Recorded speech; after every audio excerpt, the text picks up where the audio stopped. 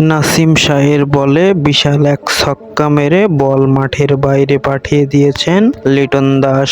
হ্যাঁ দর্শক, এমনটাই ঘটেছে বাংলাদেশ এবং পাকিস্তানের মধ্যকার প্রথম টেস্ট ম্যাচের 89তম ওভারে বল করতে আসেন নাসিম শাহ, আর বোলিং করতে এসেই যেন পড়ে গেলেন লিটন দাসের আগ্রাসনিক ব্যাটিংয়ের সামনে। নাসিম শাহের প্রথম 2 বলে লিটন দাস মারেন দুর্দান্ত 2টি 4।